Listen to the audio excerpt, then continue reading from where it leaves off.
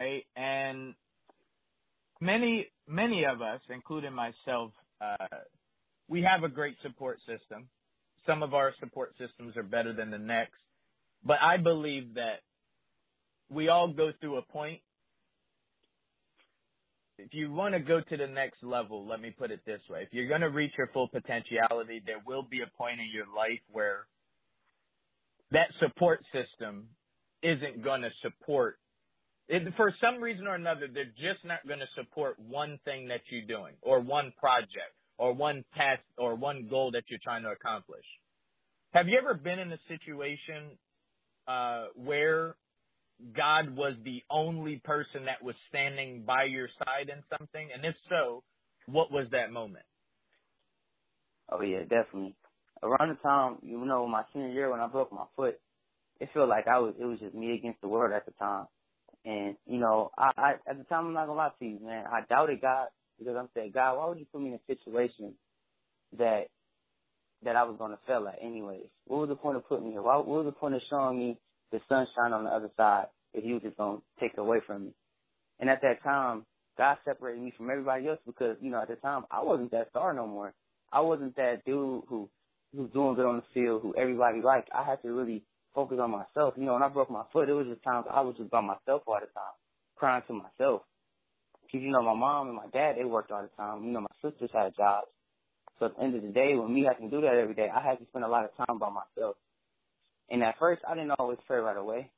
But over the course of time, I had to find myself, my face on the floor to be able to say, like, I had to pray. That was the first time I ever just begged God for forgiveness, just to say, God, I'm sorry for even doubting you, for even not having that little bit of faith to know that, God, you're going to get me through this. And once I started believing again, I got back on my feet, and I started having things that men couldn't give me anymore, that God put me in situations that couldn't be taken away from me. Me having my foot being broke, that could be taken away from me. But the motivation that I brought and the energy that I brought and the lives that I changed, that's something that nobody can take from me. I don't need my legs and my arms and my body just to do that. All I need is my mouth and the words that God gave me. So that's when I had my purpose. After I broke my foot, I had a purpose in life, bigger than football for the first time in my life. All right, and you were just talking about separating from the pack. Well, you didn't say the term separate from the pack, but there's an old saying, you got to separate from the pack. Why? Because they're called the pack for a reason. Can you talk to the youth,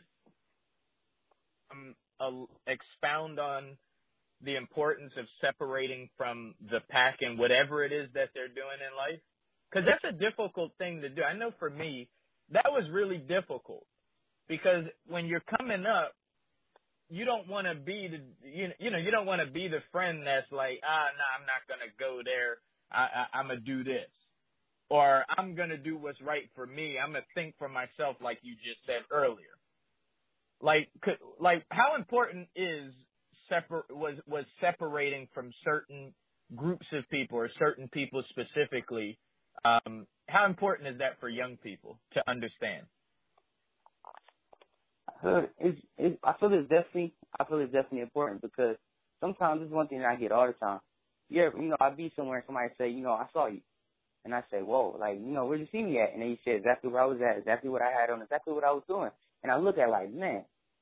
And then I think to myself, back then when I was younger, I think back, in high school, I think, dang, I'm glad he didn't see me the other day when I was with that group of people. And then now that I see, it's all about your character. If you're around certain people that's doing bad or even doing things when you're not around them, I could be in school and one of my friends can be on the street during the day selling drugs and somebody can come across them and then see them and then see me with them and they can say, oh, man, Devonte sells drugs too, just because of my company, the people I surround myself with. I'm not always around everybody 24/7. I don't always know what other people are doing. So me sticking and standing to myself and being me, because right away everybody didn't want to be positive. Everybody didn't want to be humble, work hard. Everybody just wanted to kick it all the time. I didn't always have money growing up, and I wasn't ashamed of nothing that I've been through because it made me who I am.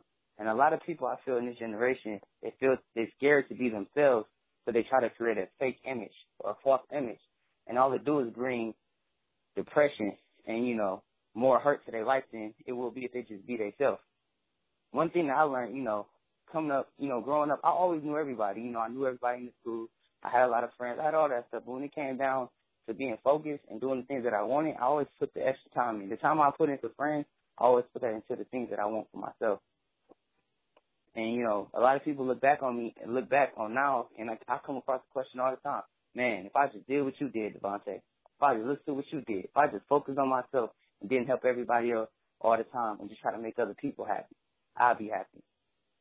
But I don't always, and one thing with the youth, I can definitely say is it's always opportunity to get back on track. Don't ever feel that you can't get back on track, because there's people who 50 years old, 60 years old, 70 years old who's getting back on track now and actually doing the things that they want to do. So it's never too late. A lot of teens feel that it's too late to go back to where they was before.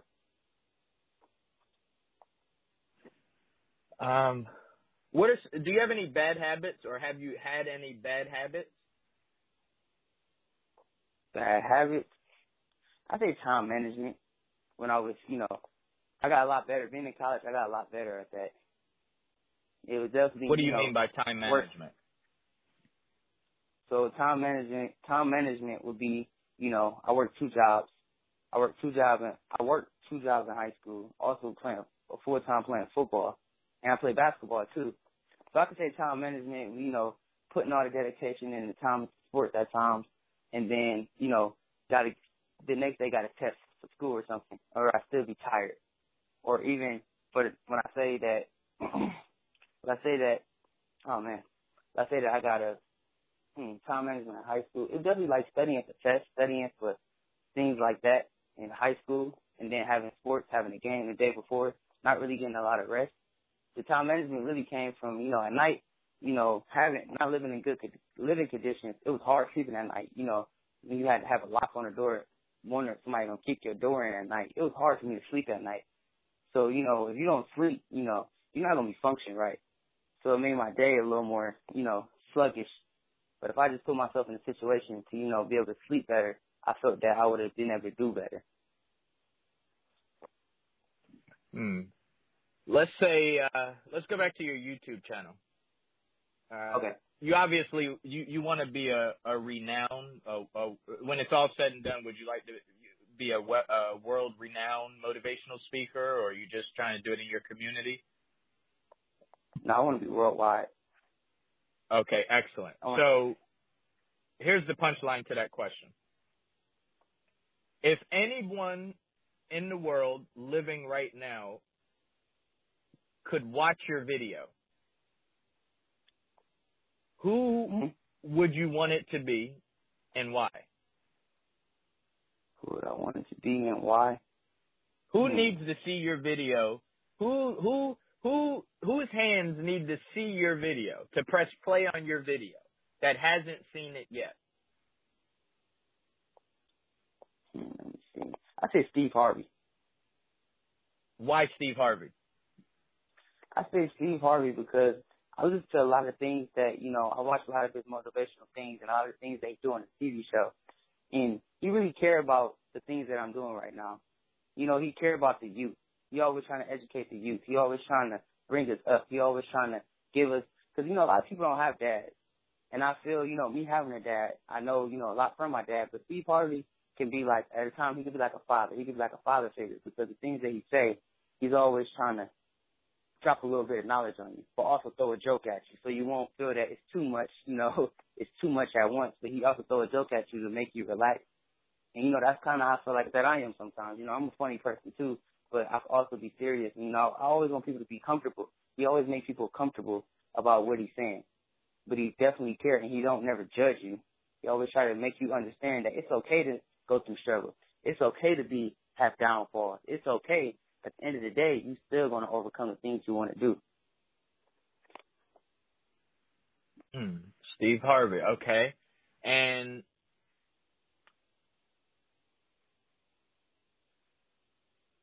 how can I ask you this?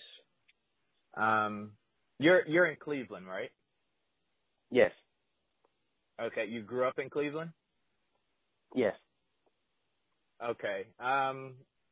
What's one thing you love about Cleveland? One thing I love about Cleveland, it's full of opportunity in Cleveland. It's a lot of opportunity in Cleveland that I have to really find over the years. You know, a lot of being in college, there's people from all around the world, and you know, they don't really. A lot of people don't know too much about Cleveland. All they see is just the bad things. They show the bad things about Cleveland, but Cleveland is also a loving. It's also a loving city because I remember after we won the championship about a year ago, everybody was hugging, everything was good. You know, it wasn't really that night. You know, it wasn't no crimes. Nobody wasn't killing each other. Nobody wasn't. But that first time in a long time, it showed Cleveland had love for each other. It just needs somebody to step up and keep bringing that success to the city. And I seen the potential that night. And, you know, every day I wake up, I know it's full of opportunity. It's full of networking. It's full of being able to start businesses up. It's all about the effort and the time that you put the focus into. Just even with football, I have so many trainers. I have more than one trainer. I have so many trainers.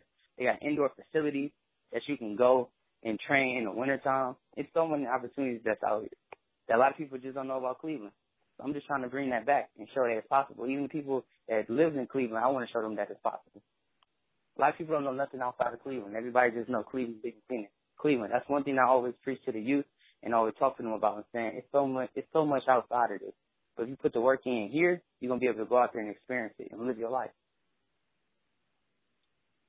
Wow, that's dope.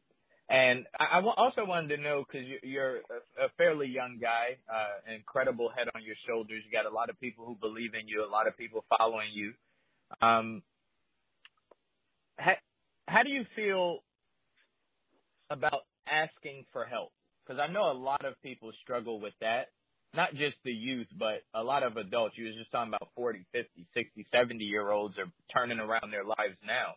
And there's a guy named Og Mandino. Have you ever heard of Og Mandino? No, I never heard of him. Okay, so Og Mandino, a great mind. He said that the three most powerful words in the English language is ask for help. How do you feel about asking for help? I know this is something that a lot of people struggle with. I personally struggled with this early on in my career, asking for help. I felt that if I didn't do it on my own, that I wasn't doing it. How do you feel about asking for help? So one thing, the biggest thing that I have a big belief in is definitely that God gave you one mouth, two ears. He gave you one mouth to ask the question and the two ears to just don't talk at the same time. Just listen to what they got to say. There's a lot of times that, you know, as soon as I stop listening or asking questions, that I stop learning, because you have to ask questions to understand stuff, because you're not going to always know everything. But if you look into it and just don't take it personal when somebody tells you something, just appreciate it. And make sure you're asking the right people. A lot of people don't like asking people for help because they're asking the wrong people. There's wrong people and right people, because some people that's going to help you, they always going to show signs of that they're trying to help you or that they care about you. And so many people get caught up with asking the people that they want to care, and then get the answer they don't want, and then they're scared to ask the people that's going to do right by them. So, you know, I never feel bad about. Yes, you about to say something? No, I never heard it articulated that way. That's actually pretty dope. Yeah, thanks. I appreciate that. But that's definitely something that I learned. Like all the time, you know, even people who see you do good, they always still want to be able to get their input just to say they gave you something. So sometimes, you know, I still take it. I take it anyway, and then I apply it. And then the things that I need out of it, I pull it out of it. And the negative that's not, you know, that they're trying to just say something bad or they're trying to just put their 2 cents in, you just got to block it out. You got to be disciplined enough to block it out. But take the good out, because they can't just always throw bad at you. They're going to put some good in it. And that's the part you got to remember out of the conversation from them. Yeah, definitely. I learned a lot by just listening and asking questions. Okay. It's times where I wasn't right at all, but I still. Mm-hmm. So now that we have some people listening, and they're like, okay, I like what he just said. That makes sense. But how do I know who's the wrong people to ask for help and who's the right people to ask for help? Is there like a practical, simple thing you can lay out for some red flags for the wrong people, and some good flags for the good people, that, you know, the right people? Oh, yeah, definitely. I definitely feel that A lot of people, when you first meet somebody and you're around, like, a lot of people